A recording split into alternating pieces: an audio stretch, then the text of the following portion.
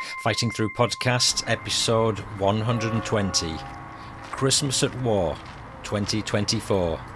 More interviews and stories. More great, unpublished Christmassy. So we had German prisoners of war right near us. One pitch black night, they heard a plane buzzing around in circles. They could tell by the sound that it was an American plane, so after some time, my grandfather ordered the men to park the trucks along the edge of the runway on either side and turn the headlights on. There was two sirens, one when the planes were coming over, one the all clear one. We celebrated the battalion's spirit and our comradeship with a skirl of the pipes and a no-holds-barred game of football.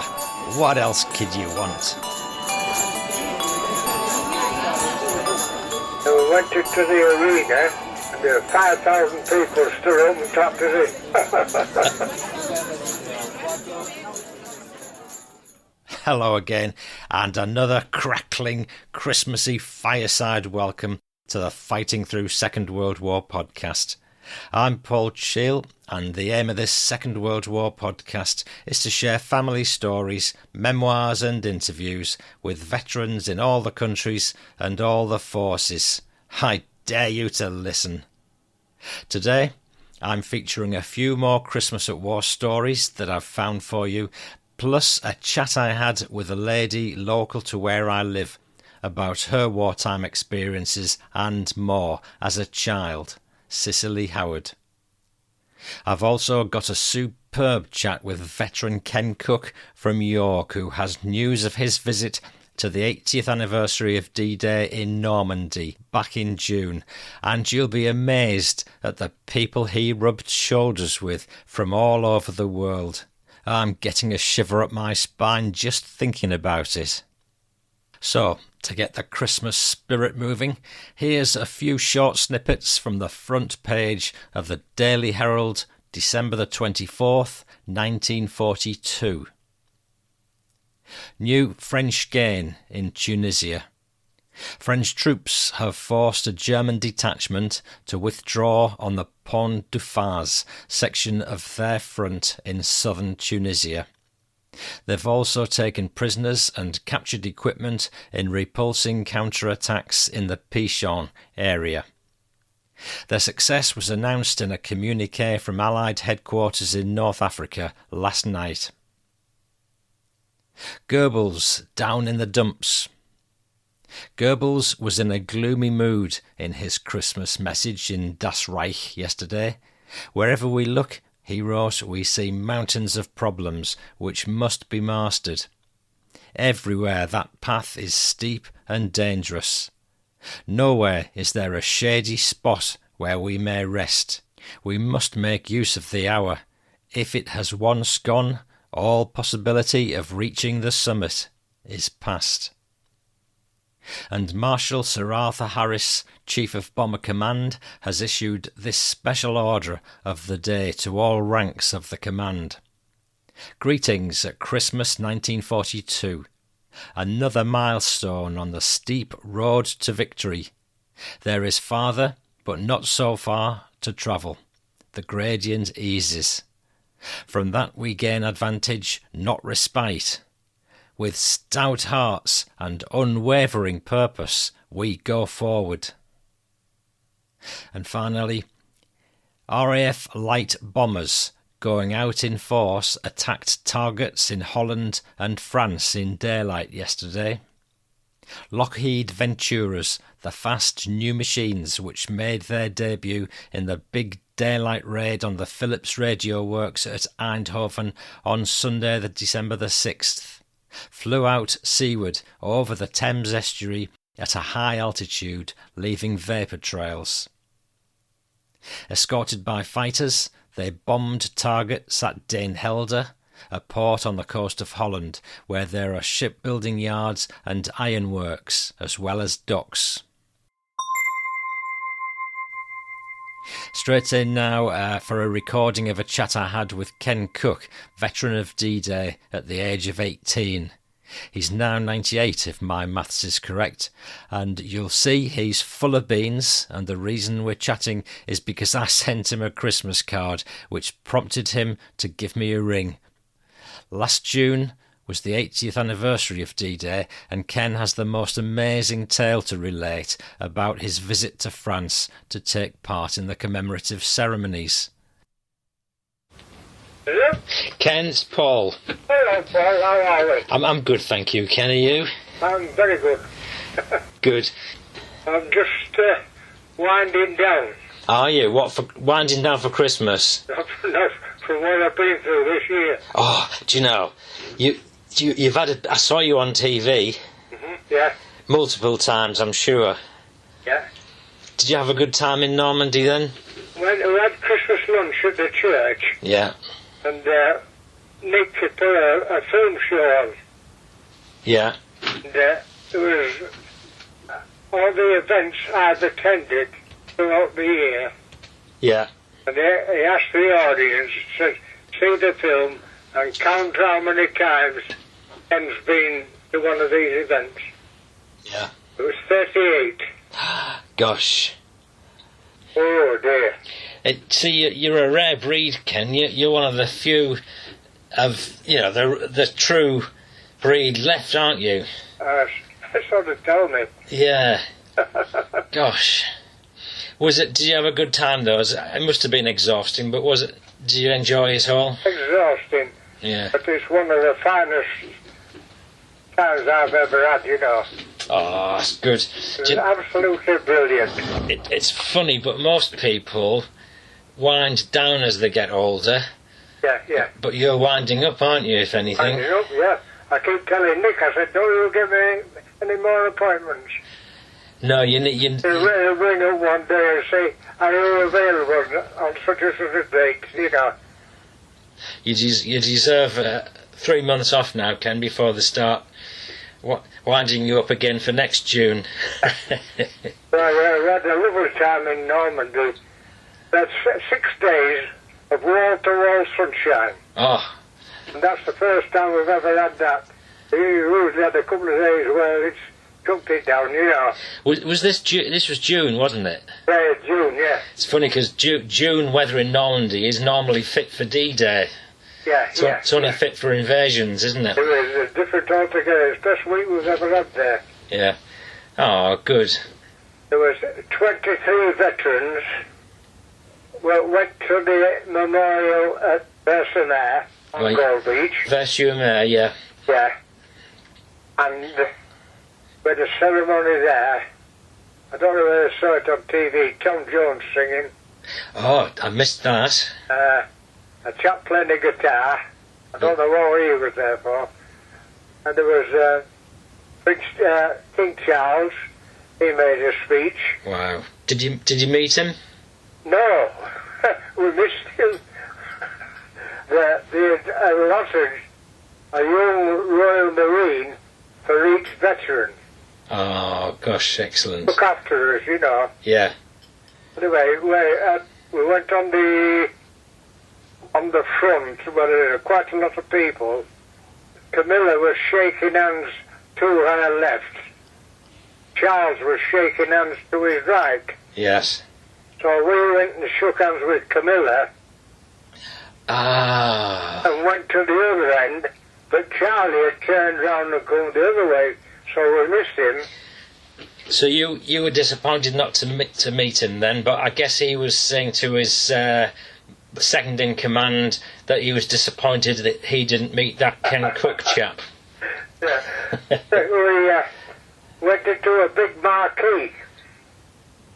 It was all set out with big round tables, tea, coffee, orange juice, sandwiches and cakes, Yeah. At lunchtime. And we sat down at the tables, a cup of tea. The Royal Marine directed us to the table, like I said, sit down there, I'll go and get you a cup of tea, you know. Yeah. I looked after it really well. Did you get fed any bully beef while you were there? And as we were going into the marquee, we bumped into the chap that's just been elected in Scotland. Oh, yes. Swinney. Yes. We had a word with him. What, is that as the First Minister? Yeah. Yes. And behind him was Rishi Sunak. Ah. So I shook hands with Rishi. Wow. And then I pointed to my badge. I said, the Green Hours, you know. Yeah. So he said, oh, Ken, he says. He's MP for Richmond, where the Green Hours Museum is. Ah. And you're talking about the British Prime Minister, of course. Oh, yeah. Oh, as was, yeah. Oh, gosh. And on the television, the Prime Minister's question time, during that period, he was talking about me, he mentioned my name. Yeah. On the Prime Minister's question time. Gosh. We saw a bit of that. And anyway, we went into the marquee and sat down and had a drink, like, you know. And Camilla came and sat next to me. Yeah. And I had a chat with her. So this is Queen Camilla for our American listeners. And then she had a chat. Then she moved to another veteran. And we had to leave that memorial because 4 of us had been invited by the Americans to go to their ceremony on Omaha Beach. We were up at 5 o'clock in the morning. Wow. No. Was that to beat the traffic? Yeah. Well, not to beat the traffic. We joined up with a convoy. Right. Which had, outriders and everything. We were okay going on the roads. Yeah. And we went to a big area where there was cars and coaches and hundreds of police, sniffer dogs, and we were searched for bombs. Oh, gosh. You know, all the security, that's how bad it was. Yeah. It wouldn't be that they didn't trust you, but they didn't trust somebody else planting something on your person, I guess. Oh, taxi driver put his bonnet up and his boot, and he inspected his taxi. And then this lady and gentleman came, and the lady says to me, she says, I'm from security, and my friend here would like to search you. Yeah. You know? So he got his wand out, whatever.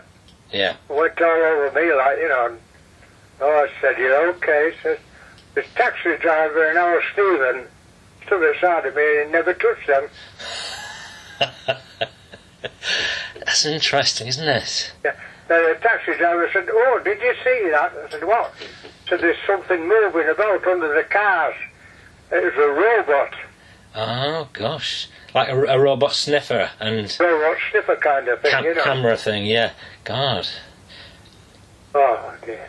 When we left the marquee on the Gold Beach, we had a lady driver and a lady who was in charge of 4 of us who was going down to Omaha. Yeah. So we went down to Omaha and we went into a hut, and there was tea, coffee, orange juice, or whatever, and the lady in charge of us, she said, I'll go and find out what we're going to do, like, you know. Anyway, she came back and said, right, we're going into the arena now, and he took us up a small ramp, and on the side of the ramp was like a stage, and the Chevalier guards, the ones with the feathers in their helmets, you know, yeah, they drew the swords and saluted us. as we passed. Oh, yeah. And we went into the arena, and there were 5,000 people stood up and clapped us in. Gosh, Ken. That's more than Norwich City get.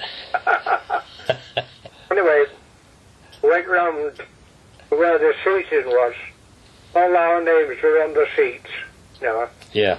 Well, there was a front row of seats, all down one side of the arena, and there was a second row, and behind them there was the seating for the crowd. And we stood there, and Stephen looked at the names on the seats in front of us. They wanted a couple of yards in front of us. Yes. You know. He said, well, Trudeau sat in front of you. I said, then next to him is Joe Biden. Gosh. And next to him is Macron and his wife, the Prime Minister of France. God. Prince William, King and Queen of Belgium.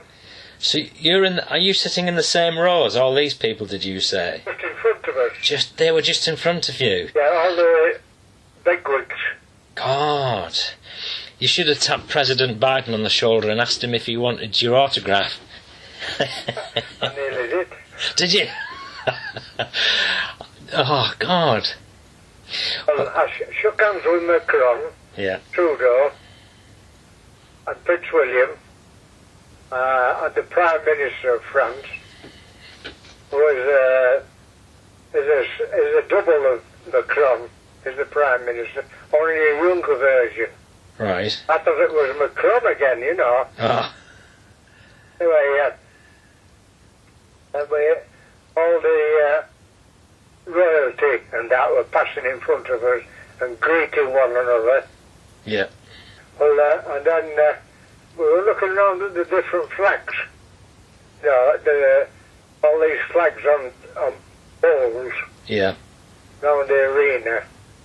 Now Stephen said there's Ukrainian flag there, Yeah. you know. Well, a couple of minutes later, Zelensky walked into the arena. My gosh. I'm not kidding you, the roof came off. Did it? Because all applauding him. Oh, yeah. Oh, God, how nice. Yeah. And he came round to see where to sit, you know. Wow. He shook hands with Macron and Trudeau and decided to shake hands with me. Oh, oh wow, Ken. God, that's brilliant. That's the cherry on the cake. Gosh, yeah. President Zelensky of Ukraine. Gosh. Yeah. Wow. That was a red letter day for you, if that's the right word for it. Oh, definitely. God, did you get any photographs? Yes, I got some photographs. Yeah. Oh. Now then, when all these have got themselves seated and everything, Joe Biden comes in Yeah. with his bodyguard, his wife, and he came up to where we were. He shook hands with Trudeau. I think that's the only one he shook hands with, I'm not sure. I think he did Macron, that's right. Then the Queen of Belgium, she greeted every one of the American veterans who were in wheelchairs. Ah, yes. You know, they came along the front of the dignitaries, Yeah. and she and her husband, they greeted everyone. Yeah. Nobody else did. She shook hands with them and spoke to them. Yeah. They came round and came in front of us. And they had their seats on the left-hand side of where we were sitting. Yes. All these veterans. I'm not getting half of them should have been there, Paul. Should they not? No. Because they were a bit too... They all look, well, three-quarters of them look very poorly. Oh. In fact, one of them died coming across on the plane. Oh, good heavens. Yeah. Coming across from America? Yeah. Oh dear. But you know, Ken, had he been told, if he'd known he was going to die on the plane, he wouldn't have set off, would he? But No, but you know. I'm sure they all wanted to come. Oh, they wanted to come, yes, Yeah. definitely. Yeah. It was we did, you know, kind of thing. Yes. Yeah. It must have been nice sharing the experience with our allies as well. Oh, yeah. In that way. Oh, well, that's fantastic. All the Americans, they're mostly in wheelchairs. Yeah. You know, and they had 2 or 3 carriers with them. Gosh. And the one next to me he had 3 carers. Yeah. And they kept wrapping this blanket round him, you know.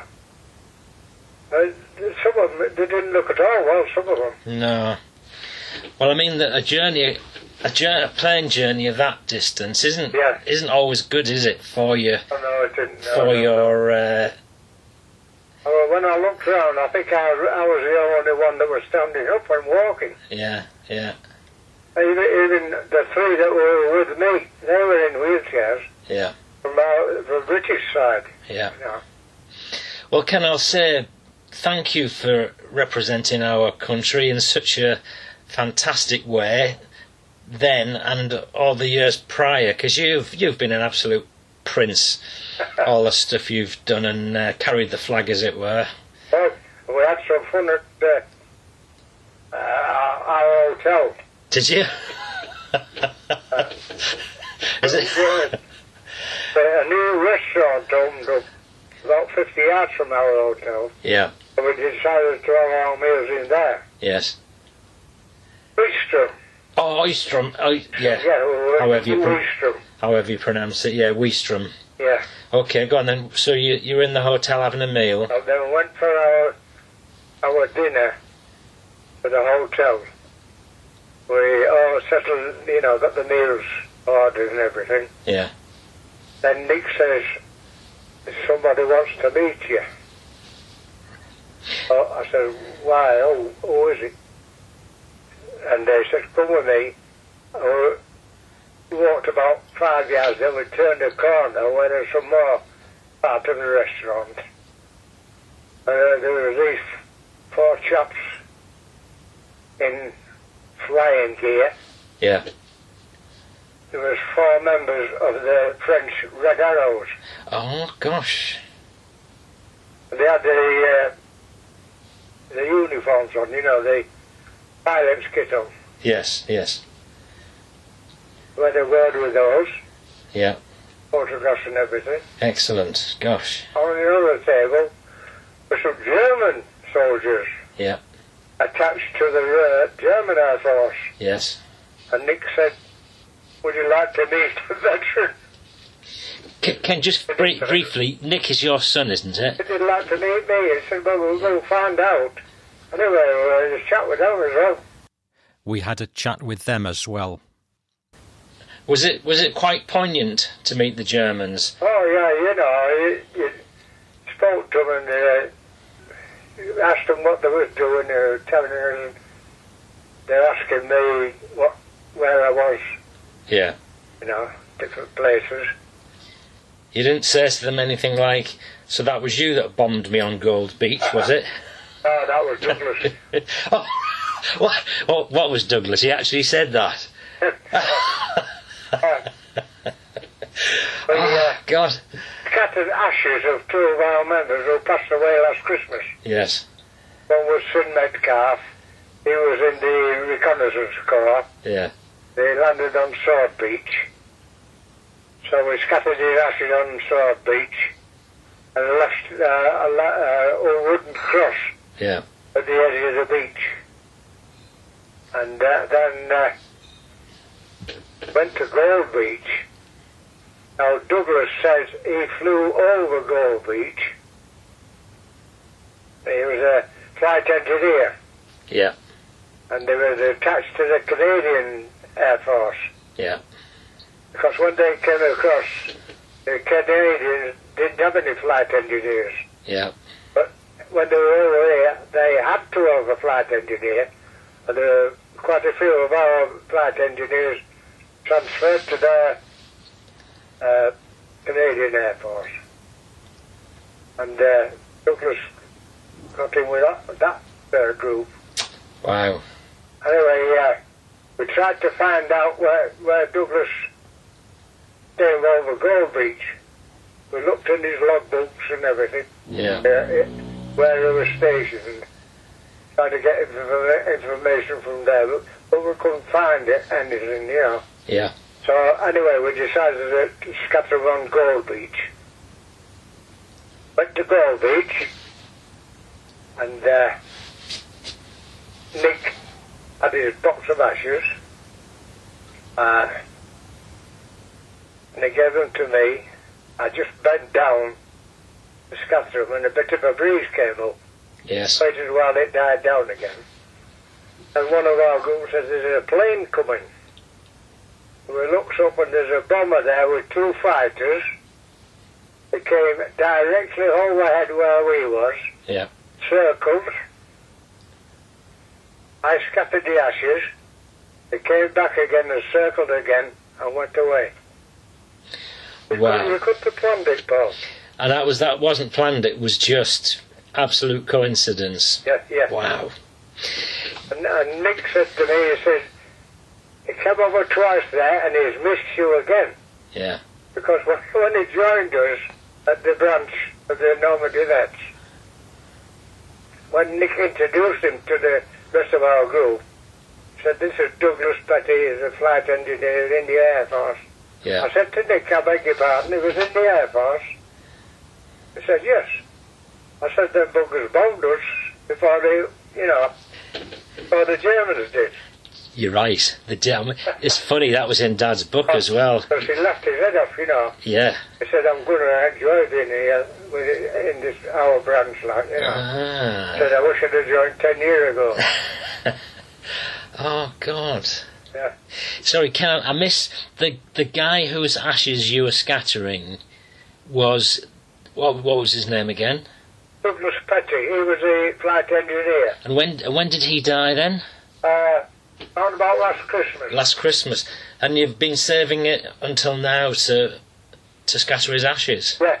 Oh, excellent. Well, his daughter asked us to do it. Yeah.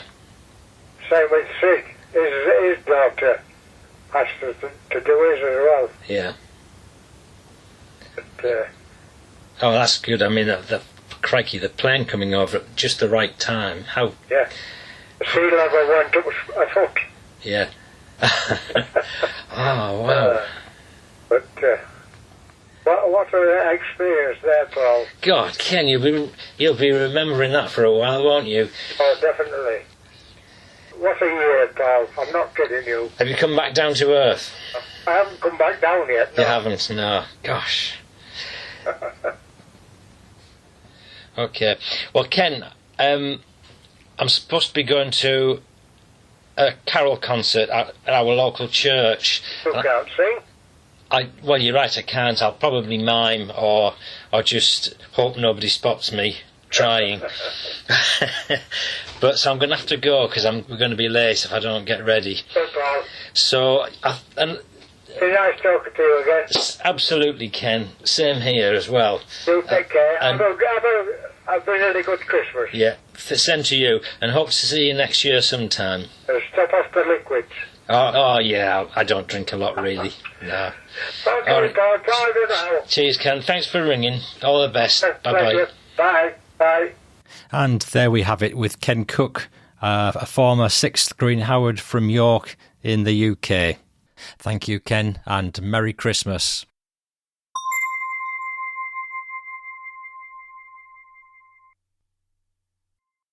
Bit of feedback now. A couple of similar messages I've had on the subject of 2nd Lieutenant Hewson of my dad's battalion, the 6th Green Howards, who was killed firing an anti-tank gun at a Tiger tank during the Dunkirk campaign. He was fired upon by a tank while trying to reposition himself after disabling one tank. This one's from Sebastian Chavaron. Hi Paul, as I live near Saint-Omer, France, I paid a visit to 2nd Lieutenant Hewson's grave in Longness Military Cemetery and said a little prayer. Always great to make a physical connection with all the stories you tell in the podcast. How good is that? And coincidentally, some time back actually, Mail Robash wrote to me, and Mail said, "Hello, I am sending you a message because I found your profile on the site Find a Grave. First of all, I wanted to express how grateful I am to your father and what he did for our country. My brother and I are currently writing a book on the Gravelines battle in 1940, where your father fought with the 6th Green Howards, and where 2nd Lieutenant Hewson died, and I went to see his grave in Longerness. We're looking for any more information and photos. I live in Grand Fort Philippe, near Gravelines." And that's Mail Robash. Mail and Sebastian, merci beaucoup for your messages. I sent Mail some info on Lieutenant Hewson and photos of Dad, but sadly none of Lieutenant Hewson. It's a long shot, but if anyone has a family connection to Lieutenant Hewson, please get in touch. And Mail, do get in touch when you've finished your book, and we'll see if we can't give you a shout out on the podcast. I'm now going over to an interview with Cecili, which took place in Norfolk, England a few weeks ago.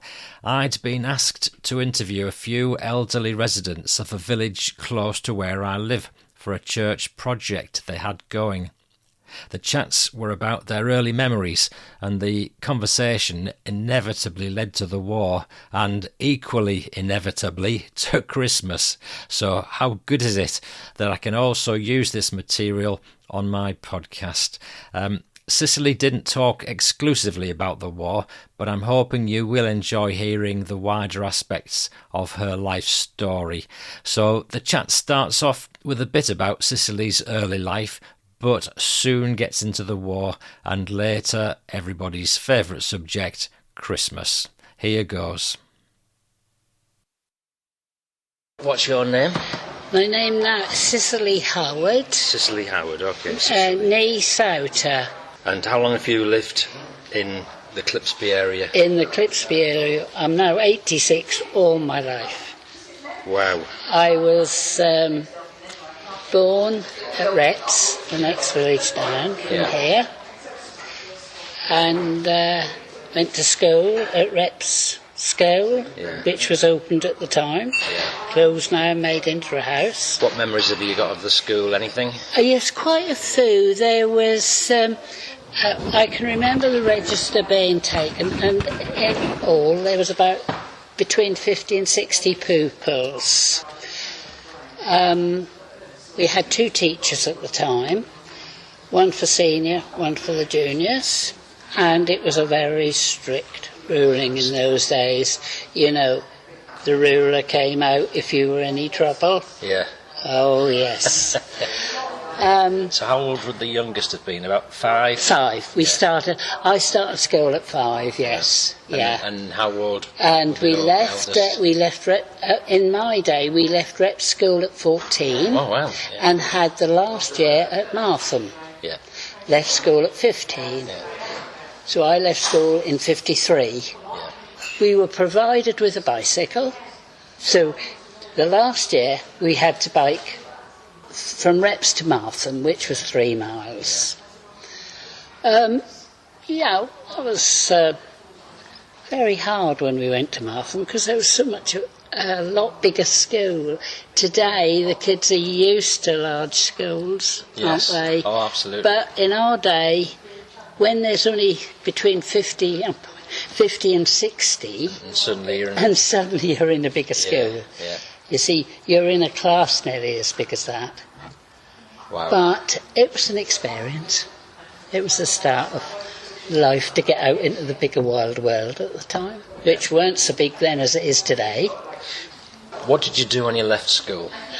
When I left school, my first job was at Bridge Stores at Potterham. Right. That was a grocery store in those days. It's now a cafe. Yeah. The first 2 years at Bridge Stores at Potterham was very interesting, because in those days Herbert Wood's Bootyard had the boats go out. Yeah. And we got all the groceries ready. They had big wooden boxes, but we put all the groceries in because there was no freezers. Oh, yeah. No supermarkets for the holiday makers to stop for grocery. We done the groceries more or less. They used to send a sheet out, and we done the groceries for the week they were on the boat. Gosh. So they had to have groceries put in this, huge orders, but somehow they got the groceries on the boat. So this is for holiday makers who were hiring a boat to go they hired the boats on a Saturday, and the groceries had to be ready to go over to the boatyard from Bridgestores Saturday morning for them to take with them. So Ocado man, eat your heart out. You were ahead of the game in those days. Well, Herbert Wood was a very clever man. Right. I've got the book written by his daughter, and he was a pioneer. He was a very clever man. And we had a very good manager in the store at the time. So it was an interesting job. So you mentioned going on to Great Yarmouth. Yes, well then, after 2 years up there, we thought, we had those buses run regular, so we thought, we're bound to go to Great Yarmouth. So I went to Great Yarmouth for a job. My friend got a job in Leach's at the time. That was a store that sold paint and wallpaper. I got one in Arnold's, which was later Debenhams. You can let the stores Debenhams stores, can't? But at the time it was Arnold's, a very big department store. But I went into the grocery department there, and they were the first ones to go self-service. Oh gosh! I remember that. I was working there, and the grocery department was the first in Great Yarmouth to go self-service. Serve yourself. Yeah, and people were saying, well, that'll never work. People will pinch, in them days, that wouldn't work. But they didn't. Well, I don't know whether they did. But not. We had a buyer, because each department in those days had a buyer, and he'd sit up, he'd have a little office up top, and he'd sit and look down on the store to see if anybody was stealing. So they could keep an eye on it. Yeah. But I mean, these days it's gone rife, hasn't it? Shoplifting. It's just. It's terrible. Yeah. You've seen it on the telly how it wasn't like that in those days. No way. I mean, I was on the. They were provisions like bacon and cheese, and you'd weigh them up, they'd put them in the basket, and I never saw any stealing. So it wasn't pre-packed? Not that. You'd go round, people would go round and pick up the tins and things, but cheese, bacon, all perishable stuff was weighed and put in a bag and gave to them, and they had to pay for that at the till. Okay. We did take no money. What year would this have been? So this would be late 50s. So what year were you born in? I was born 38. 38. Oh, so you were born when war broke out? Oh, yes. I can remember that. Go on, I can remember some of it. It started with Dad going to war. His mum and Dad had a fish chip business in Yarmouth, in Northcote Street, and he worked for them. So he got called up. Right, was he in the army? Yes, he was in the Essex Regiment. Essex Regiment, yeah. I don't know how come, but he was in the Essex Regiment from Norfolk, but I don't know how that worked out. Did he have a particular skill set? Yeah, he was in charge of the tanks. Okay, well that could have been... His real trade was carpenter. Okay. But in the war, he was in charge, I know that, in charge of the tanks. Right. And... he came up home quite regularly. He had up leave. Yeah. A lot of poor men. He didn't suffer like a lot of them did. No. But I can remember him going away. I can remember Vauxhall Station, and Mum stood on Vauxhall Station, and I can remember waving to him till the train went out of sight. Mum crying. Yeah. He's saying, "Don't cry, Mum, he'll soon be back." Oh. And of course she knew he wouldn't be back for months or years. Yes. But no, I can remember that well. And then I can remember the German plane that they shot down in the parachute, or they shot at. And I can remember parachutes coming down, the men parachuting down onto a marsh near us. So that would have been a German plane shot down Yeah, by shot our down. Iraqi. So we had German prisoners of war right near us. Wow. On the marshes. Can you remember seeing any of them? I can't not. Okay. My memory don't really go back, but I know the house. I knew I mean, they're dead and gone now, unfortunately. But the house they took them in. Yes. You know, and cared for them. Really, the Germans didn't get treated in those days like our men. They didn't mistreat them. Oh, no way. No. That's interesting. Dad would bring me gifts on which I treasured. They were little rings that the Prisoners. well, I don't know the prisoners made them, but Dad would bring them home. They were perspex. What did they call the glass in the planes at the time? You don't know, do you? I should know. Perspex, plastic. That was a type of stuff. Acrylic. And they could cut it into little rings for fingers, you know. Okay. Oh, I had loads of little rings. Have you still got any? No, unfortunately I haven't got them. But Dad brought me satin hankies home with the Essex Regiment on. I still got them. Oh, good. Oh, I have. Cherish those, then. And I had an uncle, he was in Egypt, and he brought me hankies home with Egypt on. Oh, I treasure them. But what happened to my lovely little rings that Dad had me made, I don't know. But I am one. I'm not a hoarder. Perhaps I throw things away that I shouldn't. But we had a party. This was wartime too. This is in the war. I had a cousin who was 2 years younger than me, and his mum done us a little party, wartime. She made crackers, and there was one of the crackers had a present in, only one of them. Yeah. But how funny, I got that one with the present in. And it was a little, like a little plastic teddy bear. Yeah. He goes on my Christmas tree every year. He's now 83 years old, and I put him on my tree every year. That was he was in the cracker I got on my cousin's birthday, which was about the 23rd of December. Right. Oh, excellent. You know, I think those memories are nice. Yeah. What'll happen to him when I'm gone, I don't know, but I treasure Do him. your family know about him? Oh, definitely. So it's definitely. mark in the sand, don't you care? Oh, yes, they know about that one.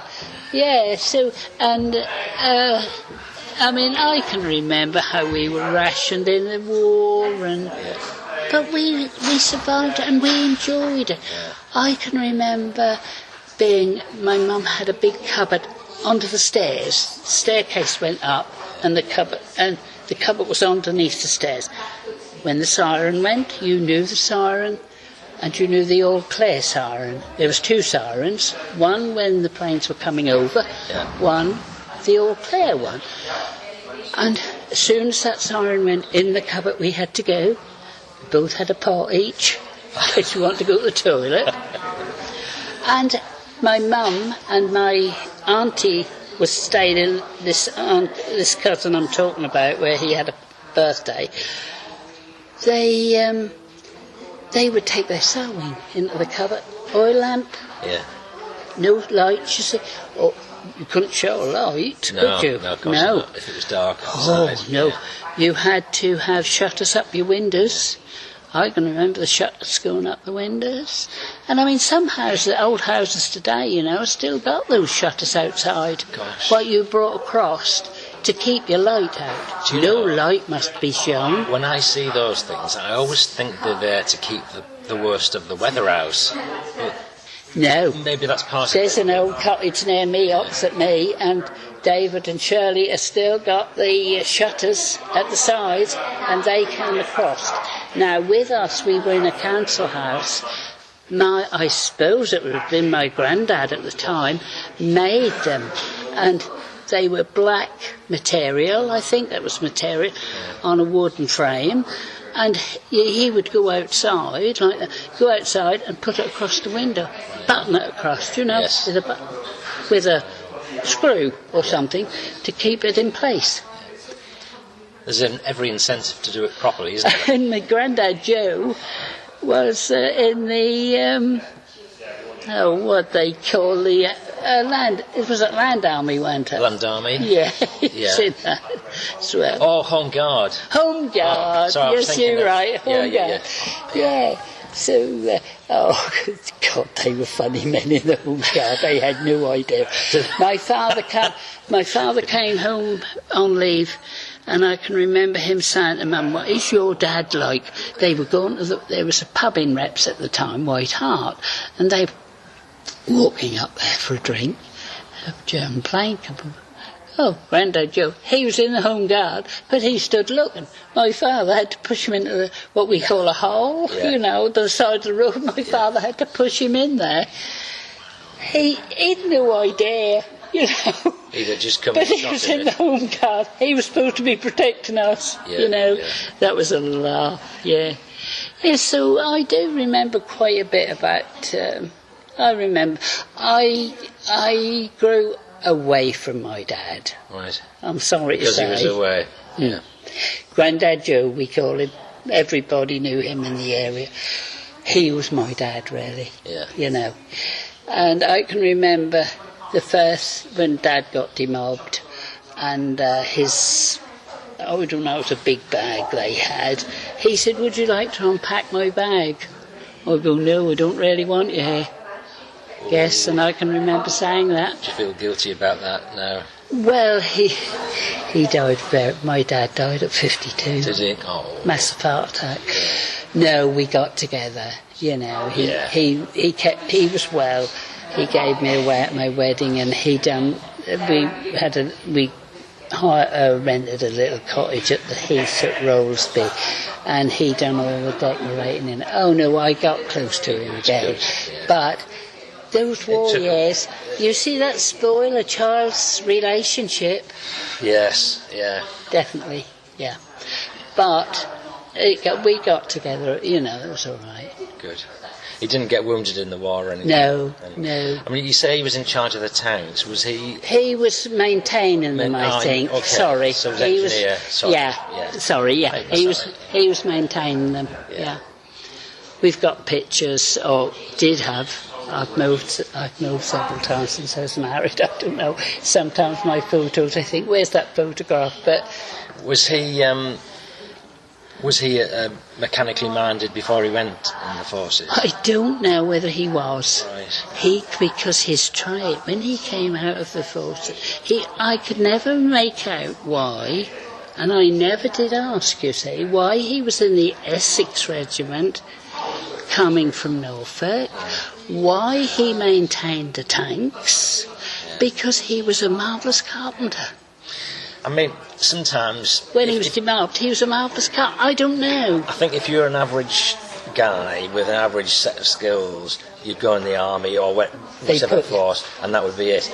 But if you had a specific skill that another regiment needed, maybe they knew that the Essex were going to be going out to Egypt and they needed people to maintain the tanks, or maybe they were short of carpenters. Maybe that's what he went out for initially, but they would have pulled him away from what you would otherwise have joined.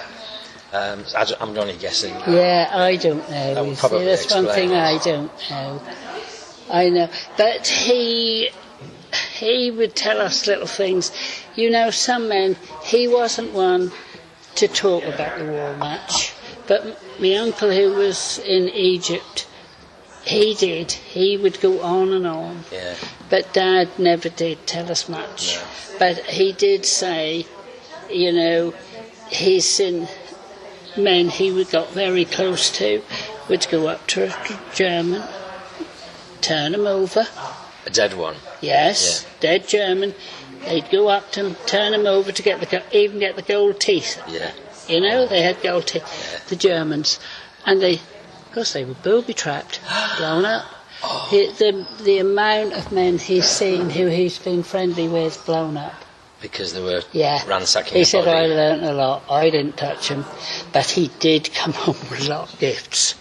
I don't know whether they were out of shops. You know, he did say they walked through a city in, I don't know where it was now, but all they could hear was the clock, the town clock. Yes. Doing, that was still going. But you see, there was the shops.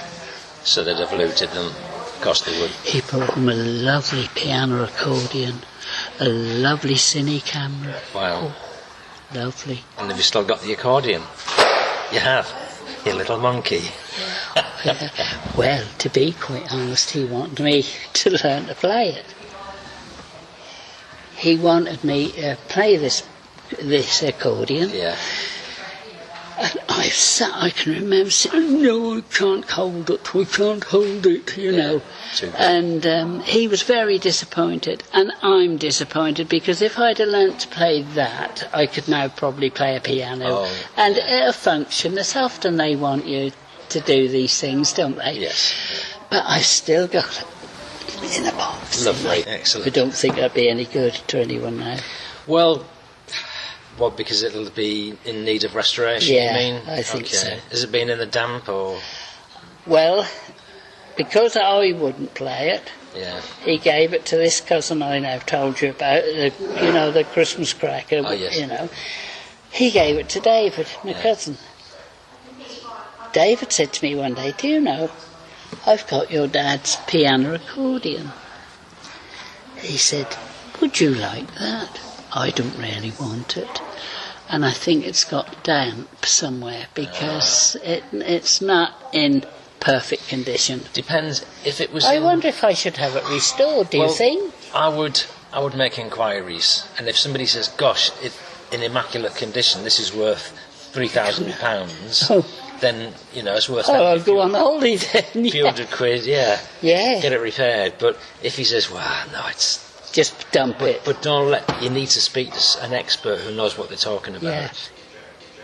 Dad brought this cine camera home with all the gear with it, and he sold it to a chap in Reps at the time. Well, after the war, you see, my parents weren't rich, didn't have the money. No. All father got was a demob suit. Yes. They got a suit. Yes. Well, we had a do on, and Sarah said, what do would that be? Sarah said, Mum, why don't you wear your dad's medals? I said, he never wore them, so I'm sure I won't. He never did want them. Have you still got them? Yeah, my grandson had come, he lives in Martham. And he's my eldest, so we gave them to him. Okay. Yeah. Because that will tell you where he went in the world. Yeah, well, I don't know how far he did go, really, you see. Didn't you say he brought stuff back from Egypt? No, that was my uncle. Oh, it's your uncle, okay. Yeah. All right. Dad was stationed quite a while in, I think it was, in this country, in a pub. I think it was Exeter. Okay. I'm not sure. But he stayed in a pub because he came home, because my sister was, he must have come home, because my sister was born in 44. Right. So she was a war baby, so you see what I mean, don't you? I mean, I'm old enough to realise that. And he wanted her, this was in the war, he came home, got compassionate leave when she was born, and he wanted her named Cynthia. Yeah. Mine is Cecili, because he was Cecil. Yeah. So I guess that's why my mother gave me this dreadful name of Cecily. But anyway, so he wanted her Cynthia.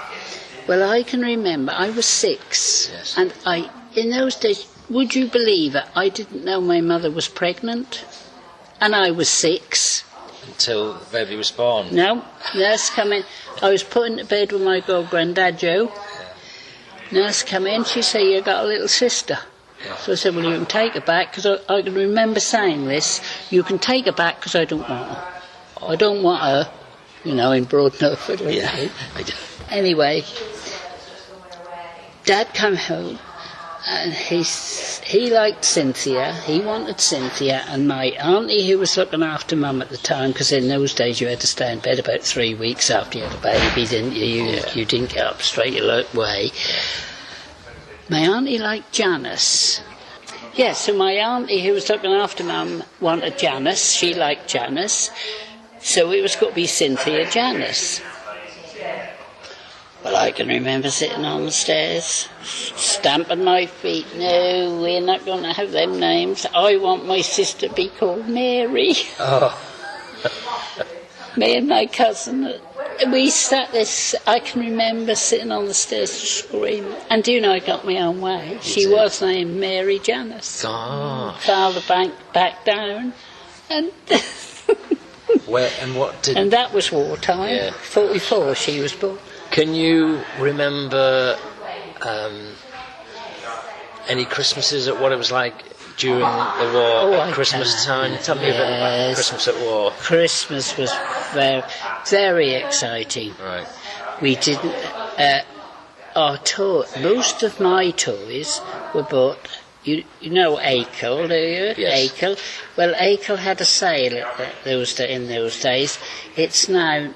I don't know, more furniture, I think. But anyway, they had like an auction, and you bid it for things. Well, I had this uncle. He used to go to Acle sale. Well, for one Christmas, I had a doll's house, and that was second hand. Another time I had a doll's pram. That was second hand. All second hand. And we never had the expensive toys. We were thrilled with an exercise book, a writing book and a pencil, because my mum had her groceries delivered at the time, and tea was done in a white paper. It was screwed at the bottom. They put the tea in and then folded it over at the top. Yes. When she emptied the tea into the tea tin, we would fight who was going to have the paper to write on. Would you believe that? Now look what children have today to them days. Yeah. We would fight over that once a week. So another cousin lived with us. She'd have it one week, I'd have it the next. Wow. Yeah. So for Christmases, we would be so happy with an exercise book, pencil, and I can remember Christmas Day sitting and write, stories with my new exercise book. Yeah. And then for I don't know if you know about Jack Valentine, do you? No. Well, we had him on the 14th of February. Knock on the door and leave your parcel. Mother used to save new slippers. You'd have a new pair of slippers, and that would be for what we call Jack Valentine in February. Who was Jack Valentine then? Some guy? Well, you know Valentine's Day is the 14th of February. Yes. Jack Valentine is a man who comes, he knocks on the door, leaves the presents, and you never see him. You never see Jack Valentine. So it's a fictitious sort of a pretend character. And it's only one part, it's only in Norfolk they do it. Right. And it's only one part of Norfolk, this part. Oh, gosh. And children, I played Jack, as you have somebody play it, you see. Yes. I can remember Grandad Joe saying, I'll just go up and see Lou, which was another one of his sons. He said, I'll just go and see him. Well, he'd do us Jack Valentine, and then he'd go up and do his other son Lou. He'd do it for his children. You know? So it's a just fictitious thing. So it's a custom just in this area? It's in Norfolk, they do it, but just in this part of Norfolk. Now, I had a sister-in-law move to Helston, in the other side of Norwich. Yeah. They didn't know nothing about it there. So, Christmases were an apple, an orange, Yeah.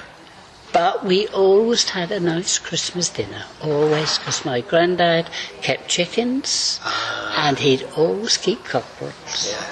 So I can remember him killing the cockerel, plucking it, dressing it for Mum. That'll teach you to wake everybody up in the morning. I know. I mean, people grumbled. They move into the country and grumble about copper. What are we come? Well, it's ridiculous. Ridiculous. If they don't want to hear a copper crowing, they should keep in the town. It's like moving next to a farm and complaining about the smell, isn't it, really? It's the same Of course sort of thing. Probably that farm was there before they were. Yes, absolutely, yeah. It weren't they? This is it. Yeah. Yeah, so our Christmases... We had Christmas Day as a family, and then Mum would have company on Boxing Day, because there was always what they call a ploughing match in the village. What they ploughed in those days were horses, so the men would be up the pub. I think they used to have the field opposite the pub for ploughing. The men would go and plough, furrow, and have a drink at the pub. Women would bear tongue. There was a competition to see who could plough the straightest. That's it, yeah. And us children, if Mum and Dad wanted to go to the pub together, I'd have some friends round, and we'd play with my toys what I'd got. But the toys were all second hand. The wartime, we'd never had anything new. Yeah. Well, for one reason, I don't think Mum could afford it. We couldn't afford them. But it's perhaps good that things have changed. Yes. But Come on, I'm 86. Come on, I've got to say that. I mean, you can't... What do I buy? I've got 11 great-grandchildren, believe it or not. But what do I buy them for Christmas? What do you buy them? Because all they want now. You don't get a conversation out of them. They won't sit and talk to you now like I am. They wouldn't. They don't talk to me. They come... They've got their heads in the telephone, haven't they? Yeah. I agree. One girl who I'm very fond of, one of my grandchildren, she's about 26, I think. She said to me when she came and saw me, she said, "Nanny, you're very nosy, aren't you?" I said, "Yes, because I've got to keep talking to you and asking you questions, because you don't talk to me. All you're doing is playing on that bleeding phone." And that's true. They can't youngsters can't make a conversation. 2 great-granddaughters I've got, they thought they would phone me on their mobile.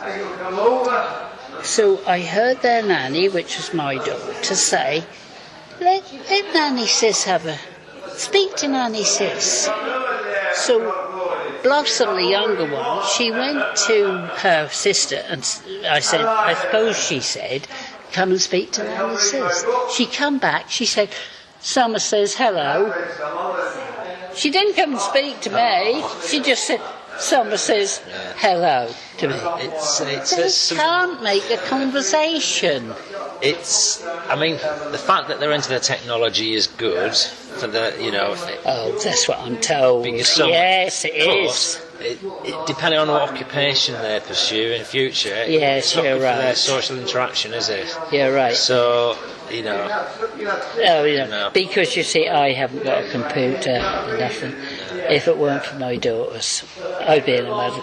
Probably the time might come, God forbid, where I can't go out and go to Tesco's and do my shopping.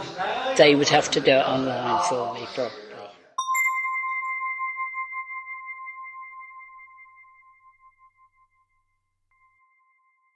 Thank you, Cecili, and thanks for that insight into parts of the war that other memoirs cannot reach.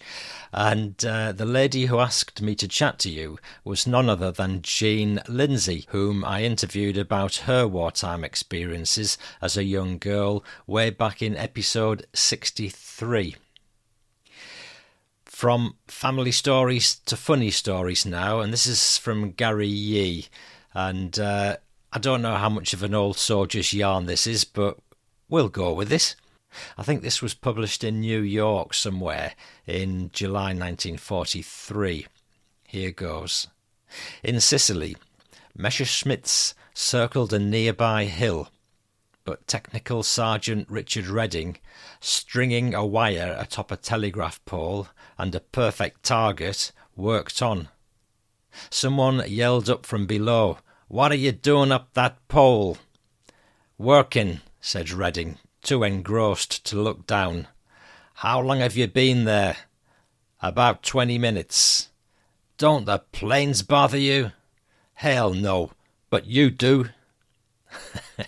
At the foot of the pole was none other than Lieutenant General George S. Patton Jr., who'd been doing the yelling. But he kept his peace. And there's a by the way here, the movie Patton had a recreation of his speech to the GIs in England.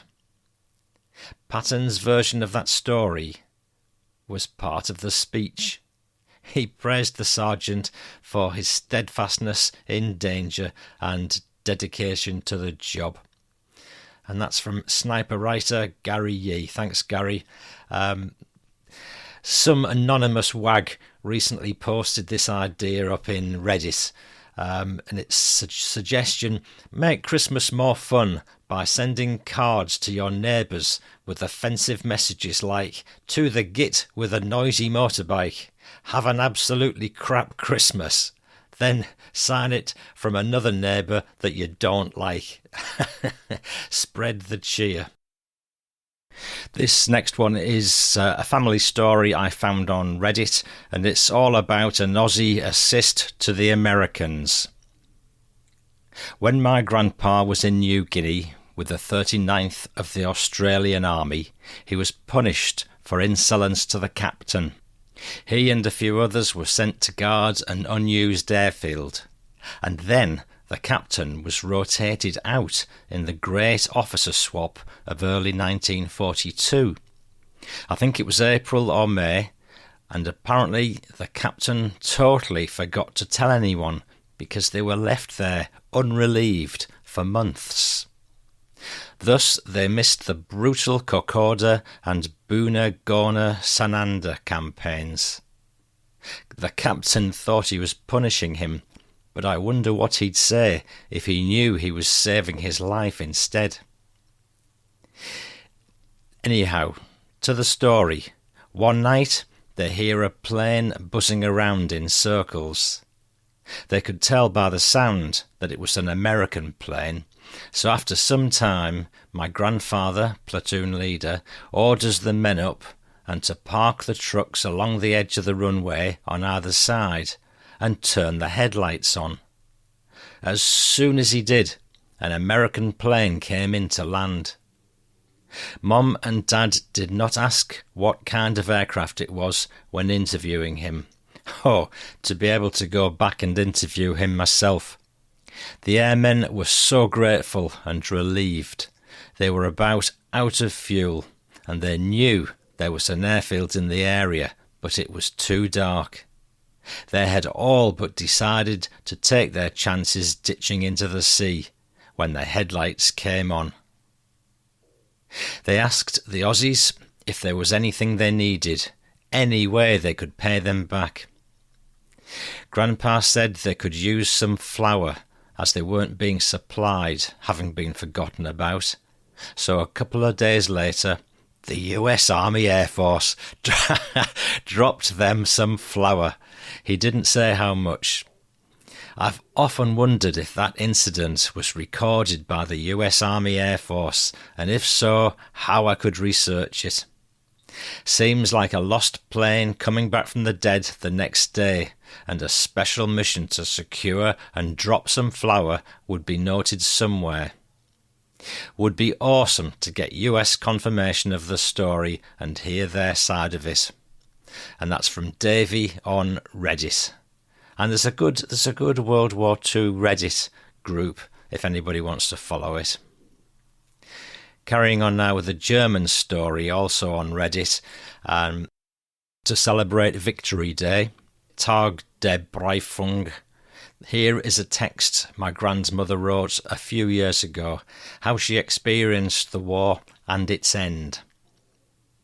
I was born, this is his grandmother, I was born on the 30th of January 1936 in a small town, Adolf Hitler Platz, 15 Market Square.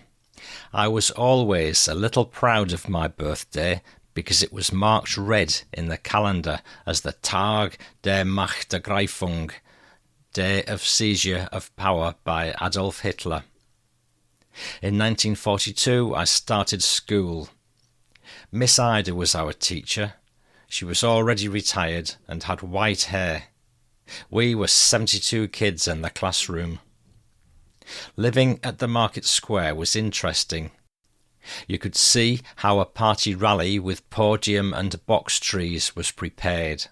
Then we would listen to the speech of the local SS leader and the songs the crowd sang. We had 4 flags for the windows that we'd attach to the flower boxes on such occasions. This was mandatory. In 1942, there were already airstrikes on Nuremberg, and with that came the air raid sirens. The mayor brought the siren from his bookbinding shop to the middle of the square, and with the help of a crank, the alarm was set off by hand. Of course, there were drills. Everything had to be practised for a real case. It was terrible for me to put on the Volksgasmasken, people's gas mask, even though there were smaller ones for kids. I felt a shortness of breath and horror. A blackout obligation was in place. At night it was not allowed for any light to shine through the windows. We got used to it.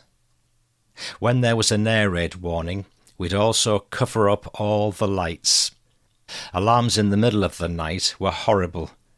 Woken up from deep sleep, we had to put on all our clothes with shoes and coat, go down to the basement or the public bunkers, not really bunkers but very old buildings with large cellars.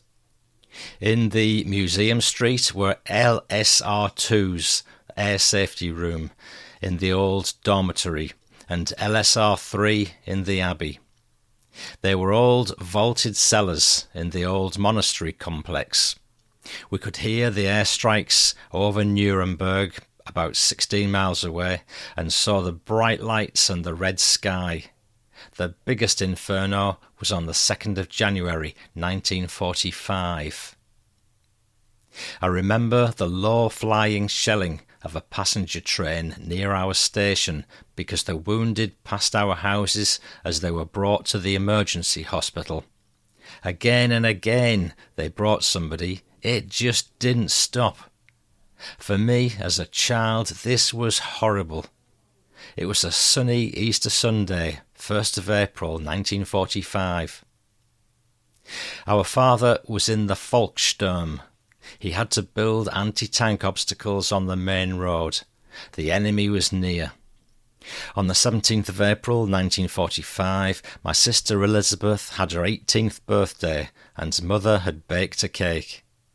On this day, Americans rolled into the city. The basement of our house lay deep underground.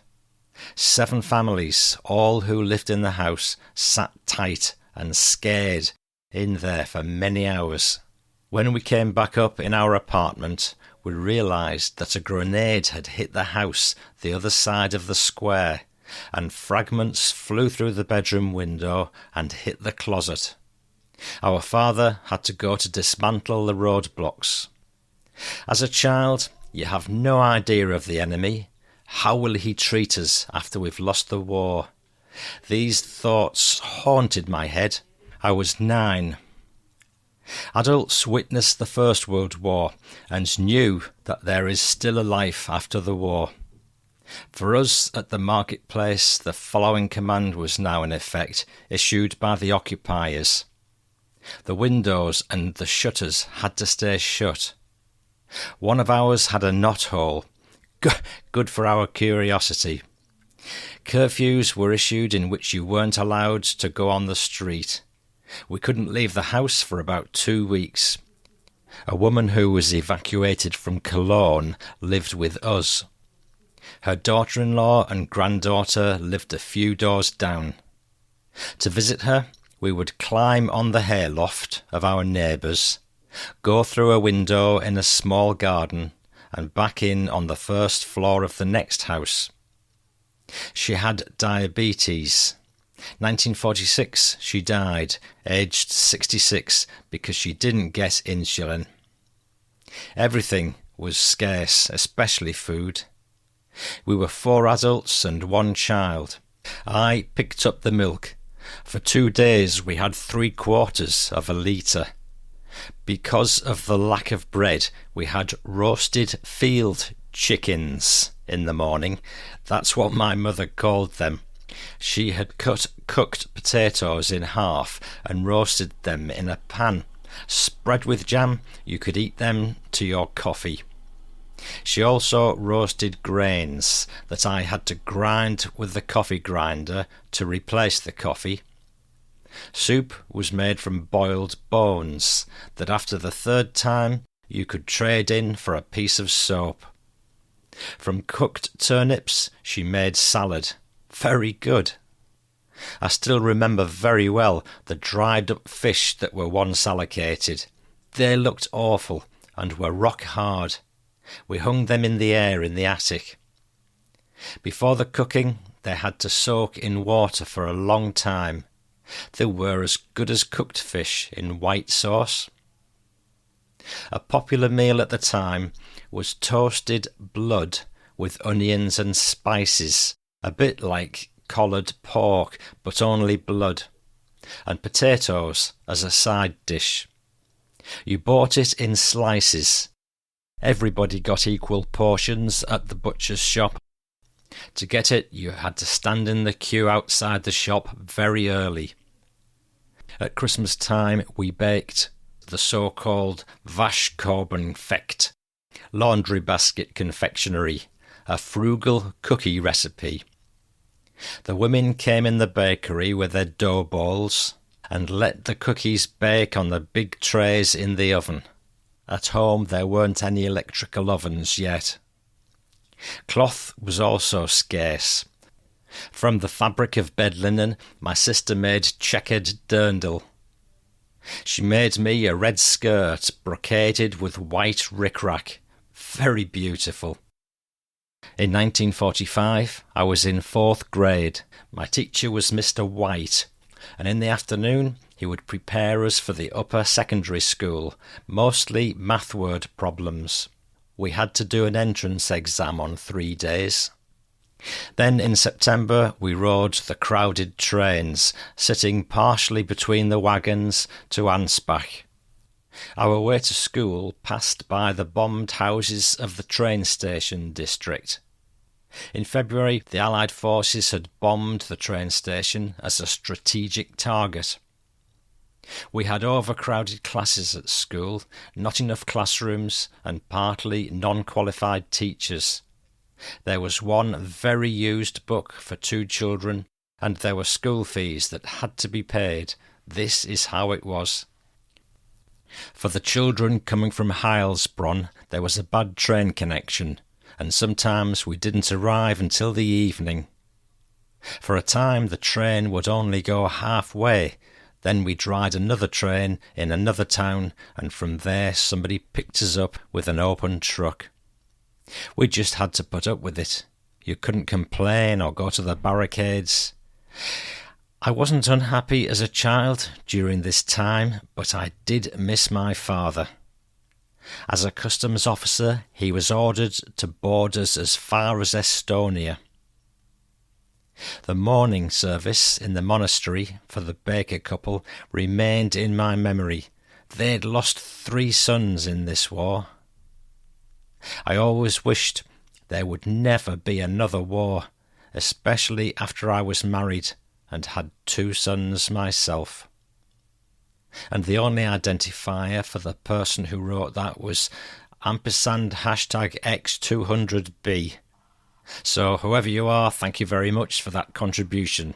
That's the Reddit WW2 forum. Time for a few thank yous to people who've bought me an assortment of coffees, calvadosses and Christmas crackers. My grateful thanks go to Dan Knoffel, Mark Lupton, John Watson from Scotland and Glenn from Australia. And some new Patreons making a regular contribution to the show include Lisa Loftis from Springfield in Missouri and Thomas Oliver from Morro Bay, USA. Thank you very much, guys. I'm beginning to wind down the show now, so I'll say there's some PSs coming, so stick around.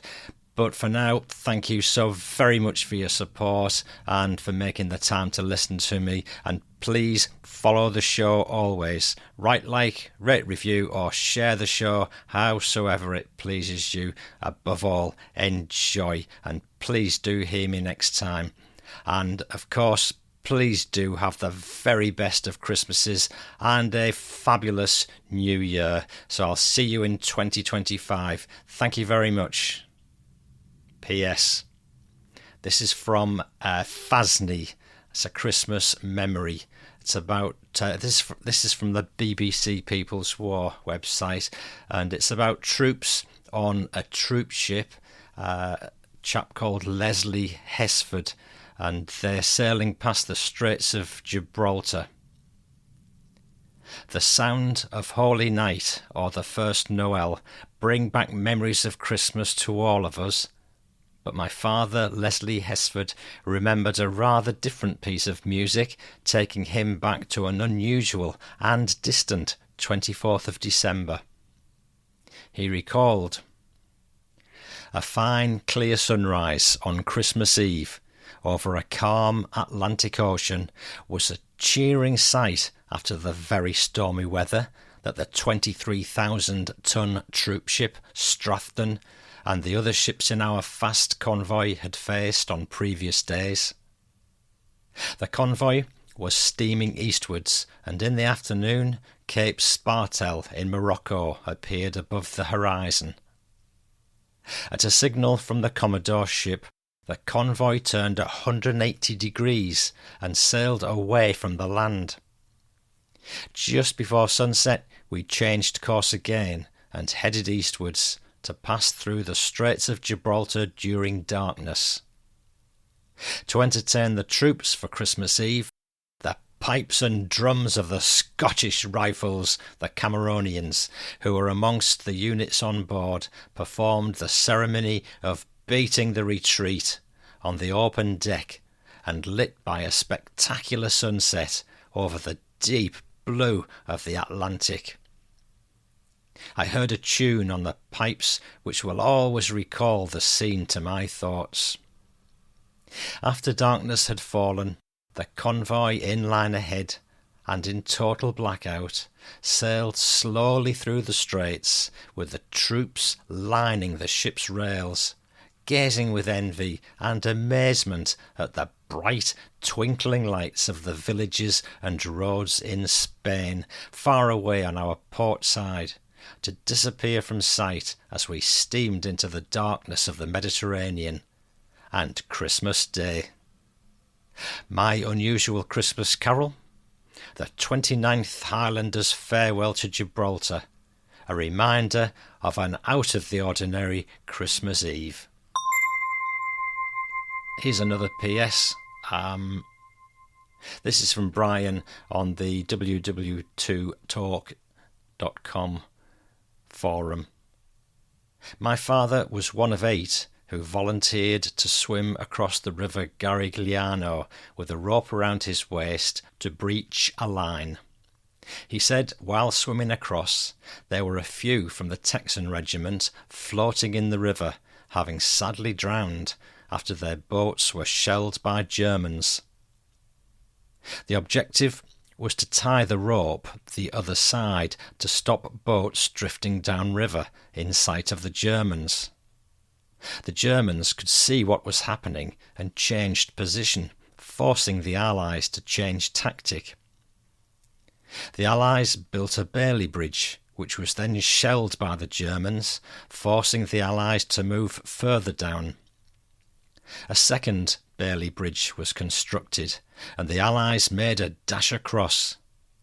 My father also said he ran across and jumped into a trench surrounded by mud, and the trench had 2 dead Americans in it. My father couldn't move, and a shell came down with a thud just behind the trench, but didn't explode. After the war, it was found that Polish POWs packed the shells in crates for the Germans, and for every crate they put in 2 duds. After Casino Town was taken, my father marched through, someone had put a sign up saying, "Under new management, Brian." PPS. This is BBC People's War, entitled The Christmas Tree by Romsey Lad. I think it must have been at the time when the whole country was playing a bit of a waiting game, preparing for what finally became D-Day. At this time, Dad was serving with the RASC, the Royal Army Service Corps, based somewhere in Norfolk, in the east of England. I recall that I was sitting on the kitchen floor, probably engaged in what I remember as one of my main sources of amusement and preoccupation, picking bits out from the frayed edge of the lino and building tanks and towers out of it. An early day form of Lego. I became conscious of a soldier walking into the kitchen, stepping over me and towards my mother, who was up to her elbows with her back to the door, trying to beat the last vestige of grime from the family's weekly wash with a wooden copper stick. He embraced her from behind, startling her at first, but then causing great happiness when she realised who it was. He turned and came back towards me, lifted me up and carried me into the front room. And there it was, leaning against the wall. Dad had managed to acquire a 48-hour pass, and on his way home he'd stolen the tree from Thetford Forest, from where he'd walked all the way home to Cambridge, carrying it on his shoulder. What followed was the stuff of family legend. Mum took one look and said, "You daft devil, we've got nothing to put on it." This turned out to be not quite true, because my two elder sisters, with a little help from me, spent a day cutting out, colouring and pasting, mainly newspaper as I recall, until the tree stood proud and dressed, ready for Christmas. It was the most handsome, beautifully decorated Christmas tree I'd ever seen, or indeed have ever seen. The last PS. This is by Joe Brown, a very special memory of Scotland against England on Christmas 1945. The officers had the privilege of serving Christmas lunch, provoking the usual lively, joyous banter, and then we celebrated the battalion spirit and our comradeship with a scarrel of the pipes and a no-holds-barred game of fitba. Oh, that's a tune from the pipes and a no-holds-barred game of football. What else could you want? Of course, our demob and return to being civilians. For me, that took another year, and then the joy of celebrating the end of 1946 and the start of 1947, as 5 brothers came together for the first time since 1939, gathering round our father and mother, and lovingly embraced them and each other. Now I'm the last of that special gathering, keeping alive the memory of that wonderful moment, and that was written by Joe Brown in 2013. I'm Paul Cheall saying, I've got to go now. I've got presents to wrap. See you next year.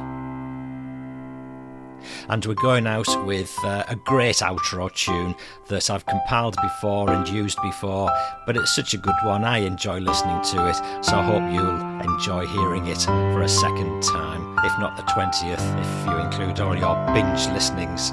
Merry Christmas, everybody.